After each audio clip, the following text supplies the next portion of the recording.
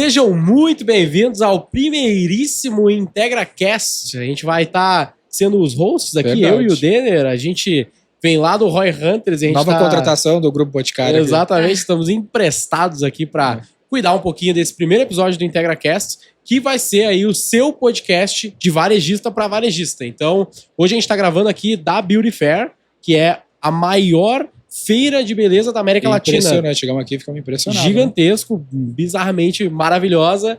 E você que está no setor provavelmente já veio em alguma edição aqui. Provavelmente, né?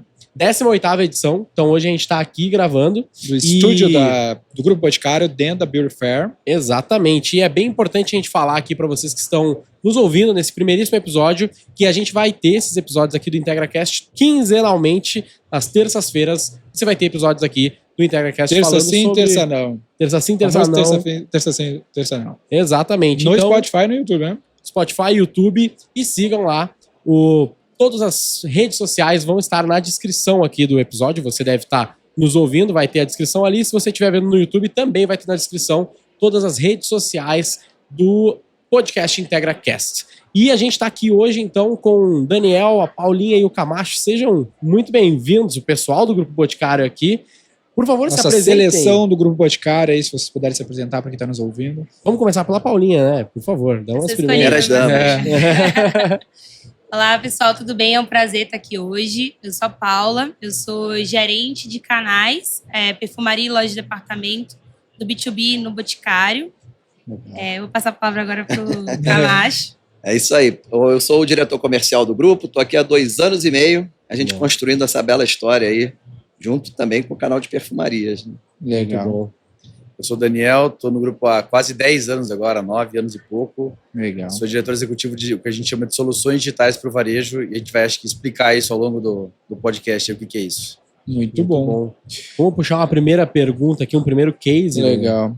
Então, a gente queria ouvir de vocês, assim, acho que a galera que está nos escutando aí, varejistas e tudo mais, que tem relação aí com o setor, e não necessariamente com o setor de beleza, mas todo varejista, a palavra mágica do dia a dia deles tem a ver com vendas e gestão comercial, né? Todo mundo precisa vender mais, no fim das contas, para oxigenar o negócio e poder fazer com que ele assim venda mais. Até esse é o nosso papel aqui, né, Gui? No fim das contas, nosso dia a dia aqui, para quem nos conhece, a gente é fundadores da V4 Compra, uma assessoria de marketing digital, a gente ajuda empresas a vender mais, a gente está sempre orientado a vendas, né? Então, nossa primeira pergunta não podia ser diferente, acredito que todos os varejistas aí queiram saber, e acho que o Camacho e a Paulinha aqui vão poder nos ajudar muito com isso, além do Daniel trazer toda a estrutura para as vendas fluírem da melhor maneira. Mas dentro dos cases de varejo que vocês têm convivido aí ao longo desses anos aqui dentro do grupo, o que vocês poderiam nos dizer de melhores práticas, melhores cases para a construção de bons times comerciais e até mesmo, junto com a pauta principal do Daniel hoje, mais de inovação, o que tem para se fazer de novo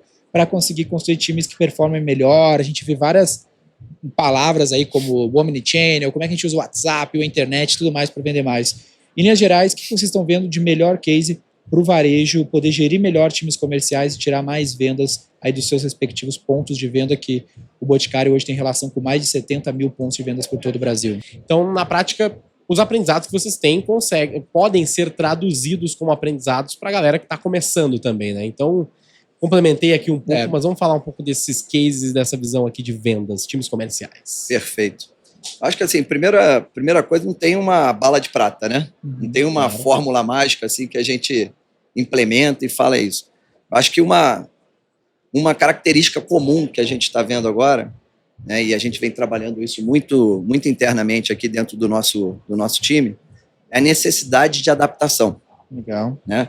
A gente está chamando, a gente até copiou um termo que foi criado pela Toyota, que a gente chama de adaptagilidade.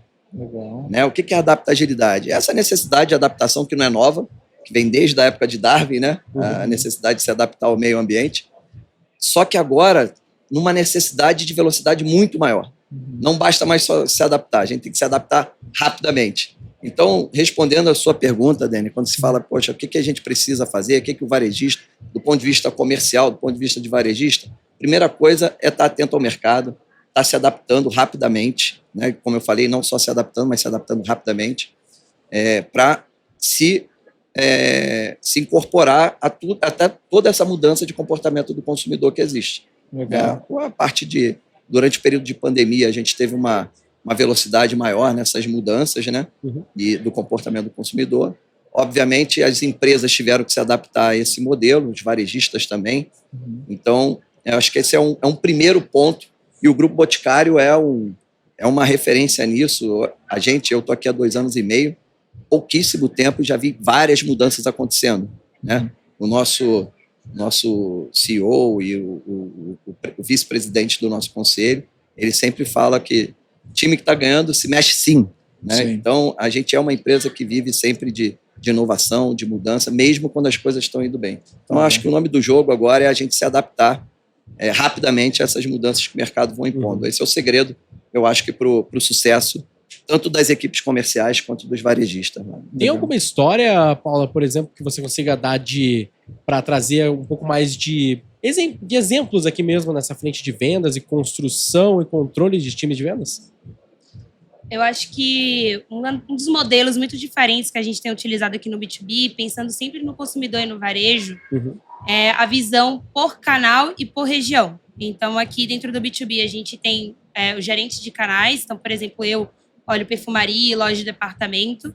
Tem meus colegas que olham alimentar, outro colega que olha a farmácia, e a gente tem pessoas que olham as regiões, e a gente trabalha sempre numa visão cross, pensando no consumidor e no perfil do consumidor. Então, vou te dar um exemplo. Quando a gente fala do perfil do consumidor que vai para uma perfumaria, ele é um perfil de consumidor que ele vai atrás de novidade, é um lugar onde tem um alto ticket médio, né? Você vai atrás de mostrar um pouco da categoria de cosméticos, como é que estão as coisas ali. Quando você vai para a farmácia, você tem um perfil de consumidor que é de reposição. Quando você vai para a loja de departamento, é um outro perfil de consumidor que vai fazer uma venda por impulso.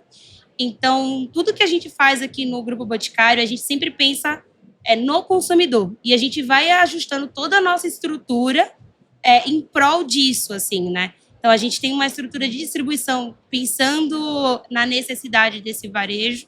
E eu acho que até dando um gancho, né, Dani, para a parte de soluções digitais, é onde a gente quer chegar também. Então, soluções digitais que sejam importantes para esse varejista, né? Até esse lance que tu falou aqui, ó, Paula, pegando um pouco do Camacho, o Camacho falou bastante sobre a gente ter que inovar, se adaptar e tudo mais, com certeza, mas tem um princípio, a gente sempre gosta de falar de princípios básicos que sempre vão estar rodeando o negócio, né? E um deles tem muito a ver com o que tu está falando, mas eu vejo que muito varejista esquece, e negócio em geral esquecem. É um lance que no marketing a gente chama de miopia do marketing, né? Que é uma lei bem básica. O que é a miopia do marketing? A miopia é aquela pessoa que não enxerga direito. Muitos negócios têm uma miopia do marketing, que é o olhar do produto para fora e não do cliente para dentro. Então o varejista pega lá o mix de produtos que ele tem, o estoque ele tem, e fala: galera, me fala um jeito de vender aí. Como é que eu vendo isso aqui? Como é que eu vendo isso aí? Faço a minha loja vender mais. Esse é o jeito errado de se olhar, né? O jeito correto de se olhar é exatamente o que tu está falando, que é do cliente para dentro, né? O que o cliente quer? O que o cliente está requisitando? Qual que é o perfil desse consumidor, né? Como que ele quer comprar? Tem gente, até aí, puxando pro Daniel, tem muito varejista, por exemplo, que ele fala assim: não, eu não vou montar um canal de e-commerce porque isso vai conflitar com as minhas lojas físicas, por exemplo. Mas eu sempre falo assim, cara, o cliente no centro, ele não tá nem aí para tua estratégia, se tu tem conflito ou não. Ele vai comprar em momentos de compra diferentes. Tem momentos que ele quer comprar físico, tem momentos que ele quer comprar online. Se tu não estiver online, tu só vai não participar de um momento da vida dele. Isso vai enfraquecer teu ponto de venda físico, porque ele vai lembrar menos de você, porque você não participou daquele caso de uso daquele cliente. Um ponto de contato a menos que você vai ter com o seu cliente, porque ele não vai poder, talvez, ver os lançamentos que você tem numa loja, por exemplo, no seu e-commerce, para, de repente, até comprar presencialmente depois. Você literalmente abdica de uma possibilidade de gerar uma nova conversa com esse consumidor. Eu diria que até depois da pandemia é o ponto de contato, né? Porque todo mundo vai começar pela rede social, né? E pelo teu site e tudo mais, depois vai migrar eventualmente vai migrar para o varejo físico. E é um produto, me corrija se eu estiver errado, mas na média são produtos que na prática o cliente ele vai muitas vezes querer consumir uma primeira vez presencialmente, eu acredito, e aí me corrija de novo se eu estiver errado, para depois talvez manter uma recorrência no digital. Eu vou lá, sinto o cheiro, pego, enfim. Isso aí tem uma diferença muito grande de canal também, né? A Paulinha até deu uma adiantada aqui nessas diferenças, né? Acho que vale até, né, Paulinha, dar uma reforçada da importância do canal Perfumaria, por exemplo, nesse momento, né, quando a gente Quando o consumidor entra no canal Perfumaria, que é um canal que a gente normalmente tem um portfólio muito maior, e é ali onde ele gera uma experiência de consumo um pouco maior, para depois fazer reposição em outros canais. Só fazer uma tecla SAP aqui. Perfumaria é aquela loja multimarca que tem um bando de categoria, de beleza, que tem bando de marca. Isso A gente brinca que perfumaria não tem a ver com perfumes, na verdade, né? Eu não sabia disso, por exemplo. É muito interessante isso. Eu vim de outra indústria. A primeira vez que eu vim aqui falar de perfumaria, imaginei uma loja cheia de perfume. Sim. Na verdade, perfumaria, a gente também tem perfumaria que vende só perfume, que na verdade é perfumaria seletiva, que a gente chama. Legal. Mas, de maior parte, a gente chama de perfumaria aquela loja que tem muito cosmético lá dentro. Então, você vai achar maquiagem, você vai achar capilar, você vai achar várias categorias, tintura, né, para cabelo. Então, você vai achar várias categorias ali dentro. Então, pegando um pouco do que o Camacho falou e um pouco do que você falou sobre a miopia do marketing, né? Sim. Essa parte é muito importante. Então, o cliente, quando ele vai numa perfumaria, esse perfil de consumidor da perfumaria, ele vai lá através de ele quer uma experiência de consumo diferente. Então, aqui no Boticário, a gente se provoca muito em como é que a gente consegue, junto com ele, com a nossa cultura colaborativa, construir coisas diferentes para o canal, né? A gente tenta também, pensando no que você falou, oferecer um portfólio completo para atender aquele varejo. Então, se eu for falar de capilar, por exemplo, então a gente quer ter um portfólio que eu fale de um perfil de consumo massivo, médio, alto, e que eu tenha um portfólio inteiro, né? E com todas as categorias para esse cliente. Então, a gente chega oferecendo, por exemplo, falando da nossa consultoria, sobre o que a gente acredita que seria o curva A, curva B, curva C, mas nada a gente impõe para o varejista. Sempre é construído de uma forma colaborativa, com a visão dele também sobre o consumidor. Sempre o foco nosso é o consumidor daquele cliente, né? Legal. E nesse papo todo, Daniel, tu que está cuidando hoje mais dessas frentes de novos negócios, inovação e tudo mais, tem várias iniciativas assim. Eu até ia trazer um ponto sobre isso antes de te falar, antes de fazer a pergunta. Tu falou de adaptabilidade, né? Uma vez eu vi uma palestra, não vou lembrar todo o contexto, também não importa muito aqui o contexto da palestra, mas uma provocação que foi feita nessa palestra era mais ou menos assim, né? Que o adaptável, ele muitas vezes já está atrasado. Porque se você está se adaptando é porque alguém, ou o mercado, ou aconteceu algo que você precisa se adaptar. No caso, você trouxe aqui se adaptar da forma mais ágil possível. Mas aí entra o ponto que a gente vai trazer agora, que é o ponto de inovação, né? Em que momento, como que a gente consegue ter as formas de inovação? E aí eu acho que você pode complementar a pergunta, mas a provocação é essa, né? Será que é só ser adaptável ou tem algum grau de inovação? E onde que entra esse grau de inovação para a gente equilibrar as coisas? Eu queria botar uma outra provocação em cima da sua, né? Será que a adaptação ela tem que ser sempre reativa? Ou ela pode ser uma adaptação baseada numa tendência, né? Legal, faz sentido. Que é o que eu falei antes, né? De quando a gente fala assim, poxa, time que está ganhando se mexe sim. Sim. Eu não estou me adaptando porque algo está dando errado. Né? Você não é mais follower, você né? Só ser o trendsetter, né? Você que fala, eu acho que a gente deveria ir por esse lado aqui, daí talvez o segundo, terceiro e quarto colocado vão por esse lado também, né? Sim. Exato. Mas precisa ter um pouco de coragem para fazer esse tipo de movimento. Né? Como é que tu vê hoje isso no varejo, Daniel? O que a galera está fazendo para conseguir servir melhor o consumidor dessas inovações, para ser um pouco mais pioneiro, um pouco menos reativo às forças do mercado e sem dar com a cara no muro, porque a gente tem medo também de recursos limitados, os varejistas têm recursos limitados para estar perdendo recurso, né, com qualquer teste. Acho que já existia uma tendência pré-pandemia de digitalização do varejo, né, que é o cara entrar no canal online, o cara entrar em outros canais, tem a integração dos canais, essa questão do Omni. Legal.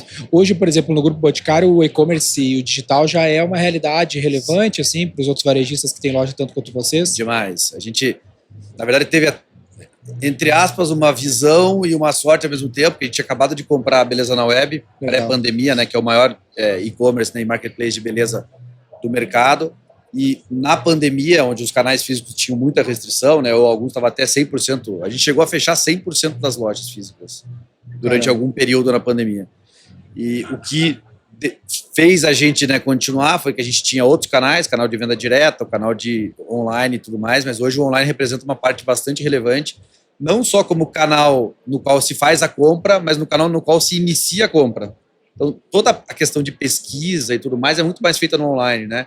E aí o consumidor vem para os canais físicos muito mais preparado, munido de informação para basicamente experimentar uma coisa que ela não entendeu e tudo mais. Hoje, por exemplo, o varejista, ele muitas vezes pensa, não, beleza, eu vou digitalizar e tudo mais, que é uma expressão aí que há bastante tempo é falada. Só que normalmente a pessoa resume isso a simplesmente ter um e-commerce, como o exemplo aí que tu trouxe do Beleza na Web.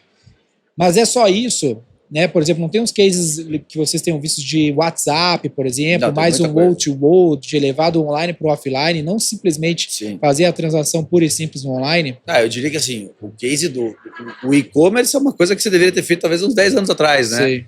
Mas hoje essa questão de integração, então vou dar um exemplo. A gente tem uma ferramenta aqui que, independente, pensa num varejista lá do final, você tem uma ferramenta que joga todos esses leads para um lugar centralizado, que é um WhatsApp, faz uma fila de atendimento, as consultoras de loja conseguem lá responder esse atendimento, e para o consumidor, ele continua falando com a mesma pessoa no Instagram, no TikTok e tudo mais. Legal. Primeiro ele fala com um botzinho, que tenta responder as perguntas mais básicas, e se ele quiser falar com um consultor humano, ele já fala com um consultor humano. Então essa é uma ferramenta, por exemplo, que agiliza a vida do varejista, que não precisa mais ter um batalhão de pessoas só respondendo coisa ali. Então, a pessoa que não está atendendo na loja vai lá, assume um atendimento na fila e faz a fila. Então, a gente tem inúmeras ferramentas, né, esse eu dei um exemplo, que podem te ajudar a digitalizar e vendas e tudo. Acho que o e-com é uma tendência que já foi, já. Por que eu falo isso? Porque no auge da pandemia, a gente mesmo fez um case, tá até no Facebook lá, se a galera depois quiser colocar na descrição. A gente pegou um varejista, cliente nosso, que a gente começou a fazer campanhas de fazer mídia dentro da Meta, né, mídia digital dentro do Facebook, Instagram. Ao invés de direcionar o cliente para o e-commerce, a gente direcionava para o WhatsApp da loja, porque ele tinha 300 lojas, tinha 1.000 vendedores. E aí a gente direcionava a demanda para o WhatsApp. Aí, aquela loja era muito grande, né? Mas a gente vê isso, qualquer um conseguiria fazer. Mas naquele caso ficou bem grande o negócio. A gente chegou a investir R$500 mil por mês e vender 15 milhões na loja física, na rede, só no WhatsApp, sem transações no e-commerce em si, né? Ele iniciava a conversa no WhatsApp para entender ali. Eu usava a mídia digital para fisgar o cliente, exato, mas concluir a transação sempre no offline. Né? Levava a pessoa para o PDV e nos momentos de pandemia, que também esse mesmo cliente ele teve o mesmo problema de fechar 100% das lojas, que é um período problemático, né, naquela época, ele levava e entregava na casa do cliente na região mesmo, sabe? Sim. Então, e até porque no varejo tem, por exemplo, o lance do vendedor na vez, né? Que o vendedor está lá na vez, só que 70% do tempo do vendedor no varejo, ele não está na vez, ele está fazendo nada. Está ocioso. Aí tu passa na frente das lojas, ele está fazendo qualquer coisa que não é vender, né? Tá lá arrumando a prateleira e tudo mais. Dobrando a roupa de novo. Dobrando a roupa. E hoje tem tecnologias, né, Daniel, que permite, por exemplo, se o teu cliente comprou na loja e amanhã ele vai lá e acessa o e-commerce, tu tem como avisar o vendedor que atendeu aquele cliente que aquele consumidor está olhando aquele produto no e-commerce. Exato. E fazer um suporte para vender, entendeu?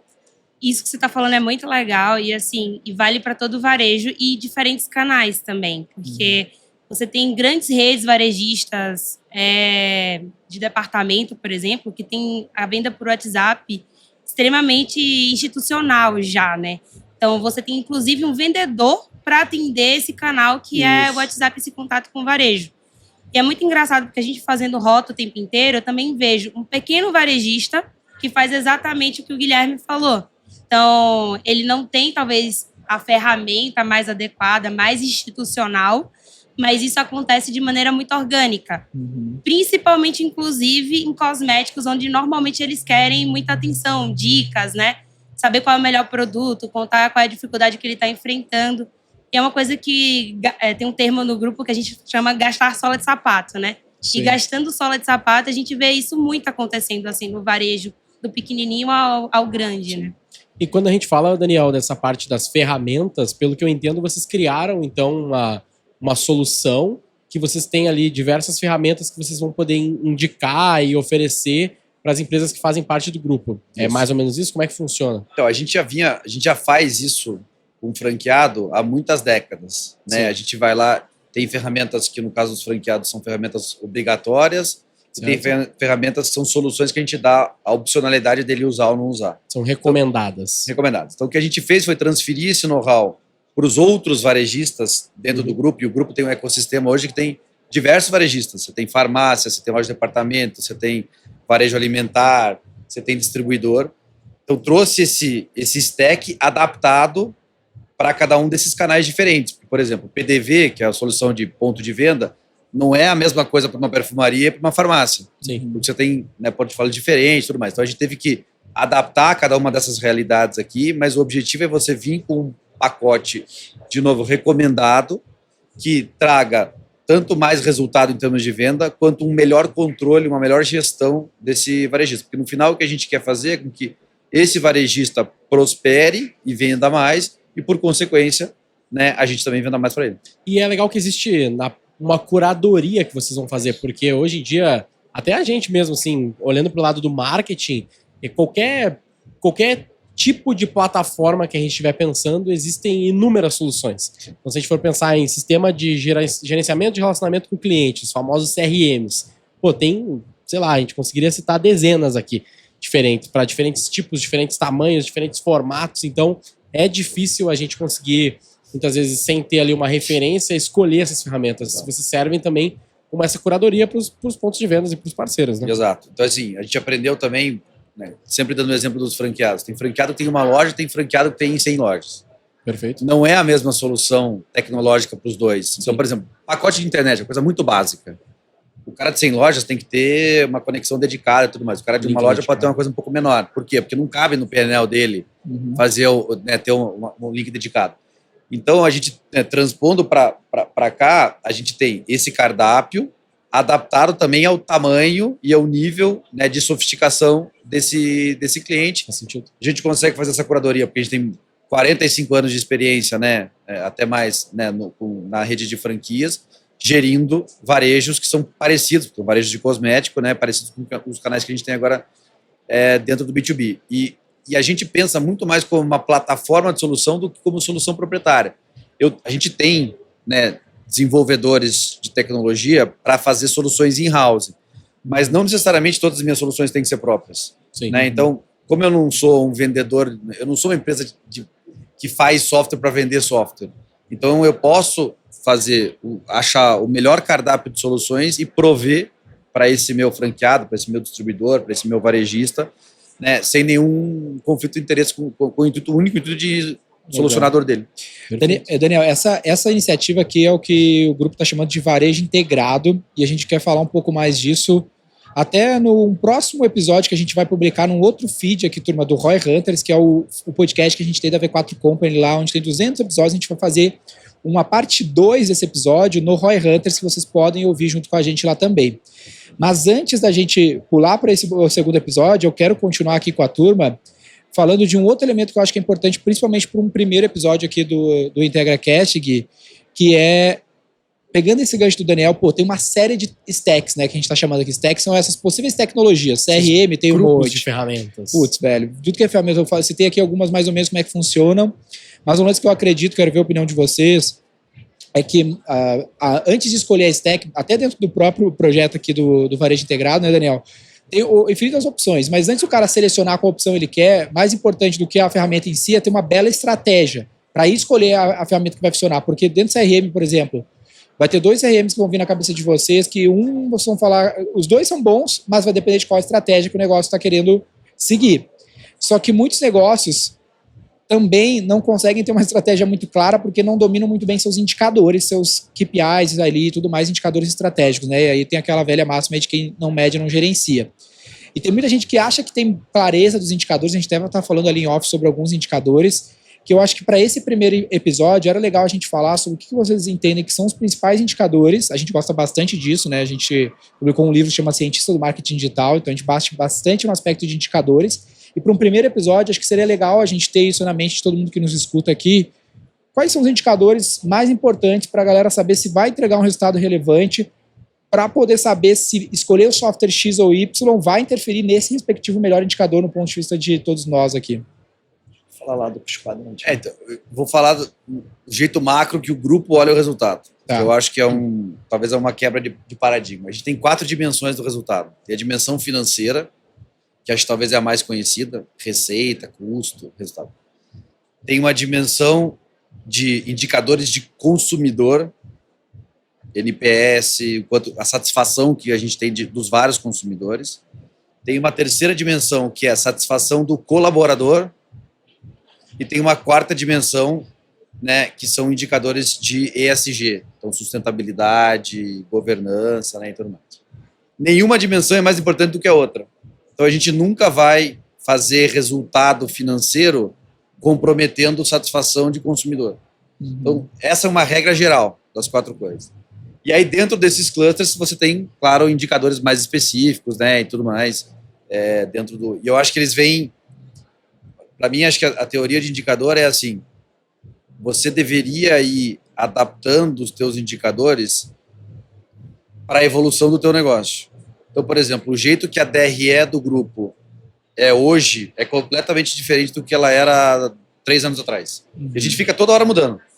DRE é gerencial, né? Estamos falando DRE contábil, né? O contábil tem regras que tem que ser respeitadas, mas você no final vai adaptando ela para ter uma melhor leitura do teu negócio. E o KPI deveria ser a mesma coisa, né? Então, por exemplo, o Lifetime Value, que é um indicador que todo mundo fala hoje, né? Antes de ter esse conceito do digital, você não tinha por que medir isso. Mas hoje, para mim, toda a indústria, independente de ser uma indústria de tecnologia ou não, deveria medir o Lifetime Value do seu consumidor e não só a receita pontual que você capta dele. Né, legal. Até a tecla SAP, pegando teu exemplo, Lifetime Value, né, galera, é meio que muito falado hoje em dia, mas eu vou dar aula para empresários e eu pergunto quem é que tem seu LTV aqui, 3 pessoas de 50 levantam a mão numa sala de aula. Então, a gente fala lá na V4 que o retorno sobre investimento... Fora que a galera não entende o cálculo também, não né? entende que é o outro cálculo, problema, mas enfim. Que não é tão simples o cálculo. Não é tão simples, não, mas justamente não é tão difundido ainda. Se fala, mas ainda não é 100% claro, né? No fim das contas, tudo isso que a gente está falando e os softwares que a gente vai escolher, as iniciativas tecnológicas que a gente vai escolher é para trazer um retorno sobre investimento melhor para toda a sociedade que aquela empresa engloba. E no fim das contas, o retorno sobre investimento depende de 2 grandes métricas, que é o Lifetime Value, ou seja, o valor que eu trago do cliente no tempo, sobre o custo de aquisição desse cliente no curto prazo, que é o nosso CAC. Então lá na V4 a gente tem uma camiseta que está escrito assim, low CAC, baixo custo de aquisição do cliente com alto Lifetime Value, maior valor do cliente. Então todas essas iniciativas aqui, esses quadrantes financeiros, da satisfação do cliente, colaborador, o próprio ESG, tem que de alguma forma impactar no valor desse cliente no tempo, né? Porque se esse cliente estiver mais feliz, ele vai voltar mais vezes, vai aumentar meu LTV. Se eu tiver uma proposta de valor mais diferenciada para esse cliente, com um custo menor de entrega, talvez eu consiga ter um custo de aquisição desse cliente menor. Então, todas as iniciativas da estratégia têm que ser para baixar esse custo de aquisição, que em resumo da ópera, se eu botar 10 mil reais no Instagram, quantos clientes voltou? Clientes novos? Voltou 10 clientes, então foi R$1.000 de custo de aquisição do cliente. Mas quanto esse cliente deixou de valor no tempo? Aí depende de quantas vezes esse cliente volta. Aí volta no caso do vendedor. Se o meu vendedor, aquele 70% do tempo que ele não está fazendo nada, ele não estiver falando com os clientes que a gente gastou para adquirir, para fazer com que eles voltem, sendo que a gente está num mercado aqui, especificamente beleza, que tem muita recompra, né? Você precisa comprar, teoricamente, esse produto toda hora. Se a gente não trabalha para esse cliente voltar, a gente não consegue nem pagar, muitas vezes, esse custo de aquisição ou investir numa tecnologia mais sofisticada para suportar toda essa gestão de relacionamento com o cliente, né? Legal. Excelente. E muitas dessas iniciativas que vocês fazem para fazer com que tenha mais venda do ponto de venda, né?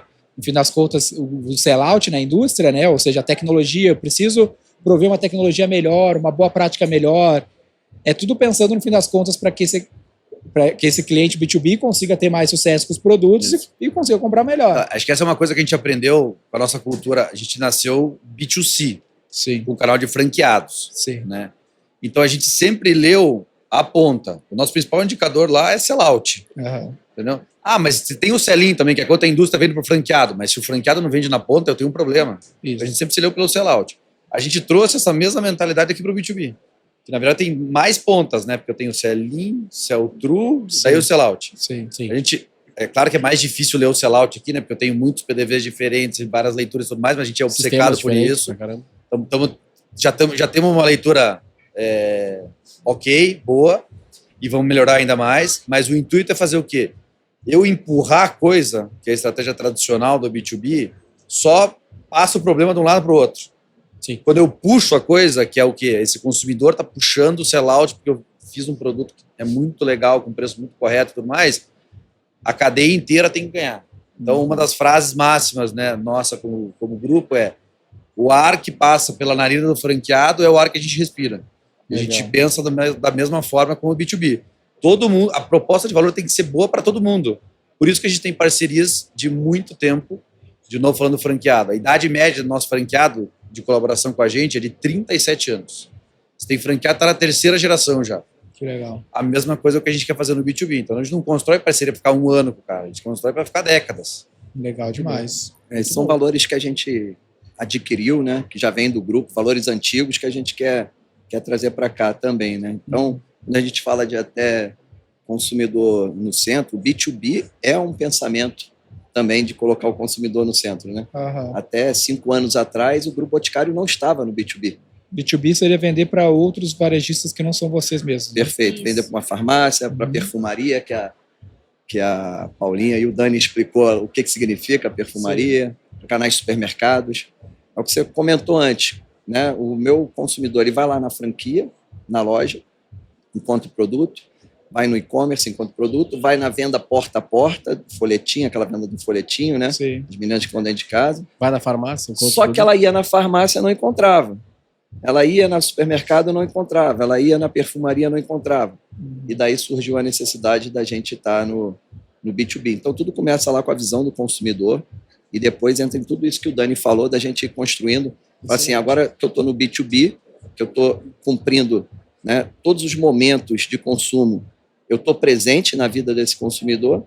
Agora, como é que eu faço para desenvolver toda a cadeia junto com a gente? Né? Então, eu vendo daqui do Boticário para um distribuidor, que vai revender para a perfumaria, por exemplo, que vai revender para o consumidor final.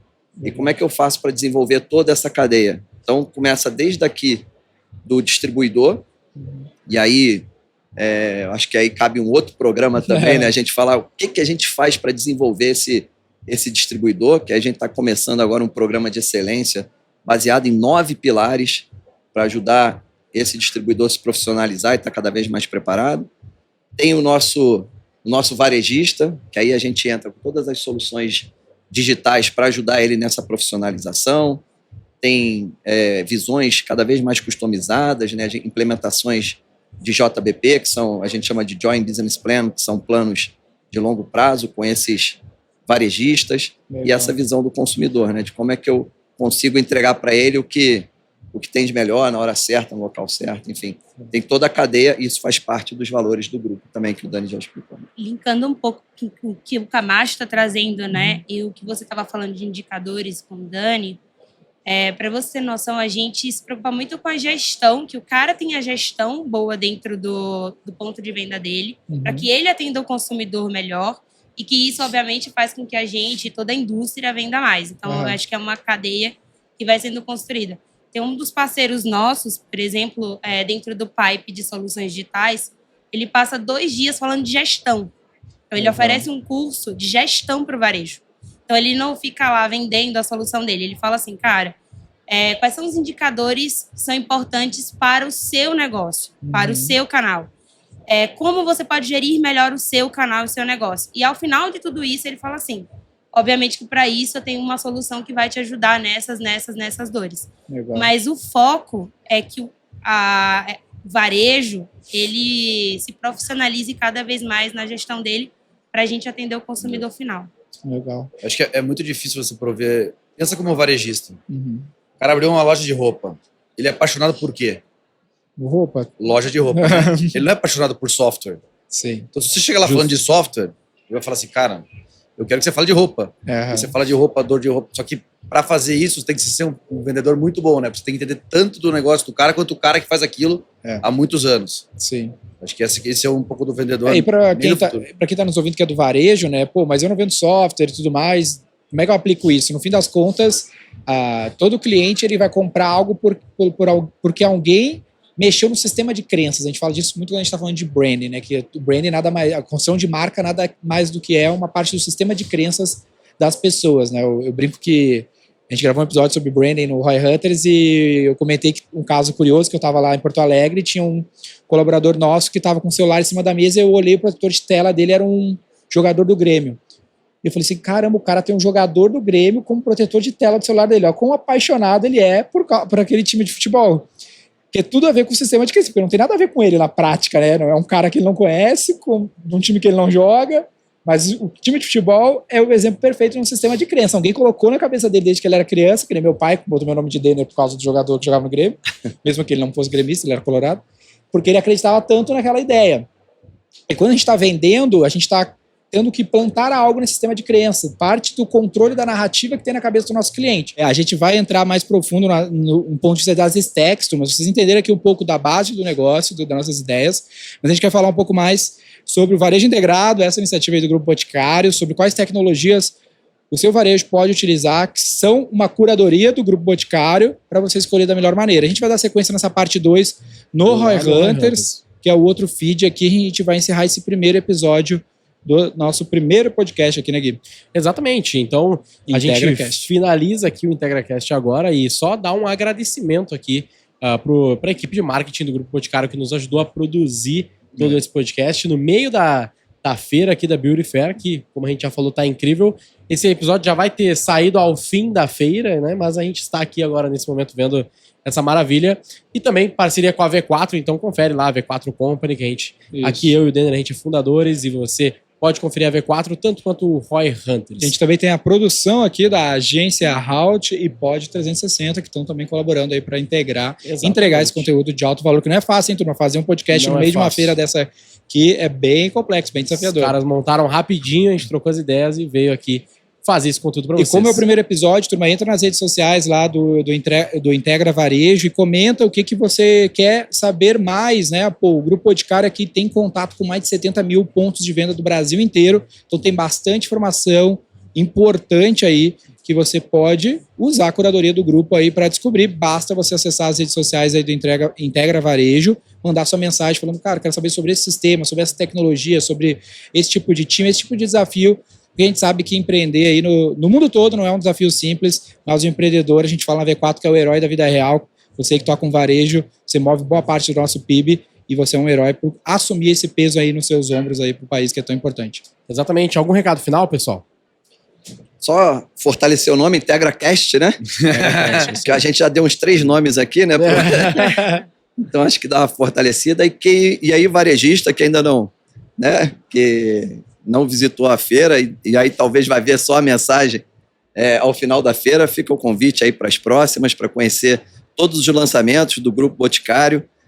A gente está vindo com muita coisa nova, muita coisa bacana que vai fortalecer ainda mais o setor de perfumarias aí, né? E aí contar com a gente para construir essa história bonita aí, né? Excelente. Então, muito obrigado pela presença de vocês e a gente se vê aí, possivelmente, a gente, né? Não sabemos ainda, vamos ver como é que vai ser, mas espere aí. Aqui, daqui 15 dias vai ter mais um episódio do IntegraCast. Muito obrigado pela sua presença.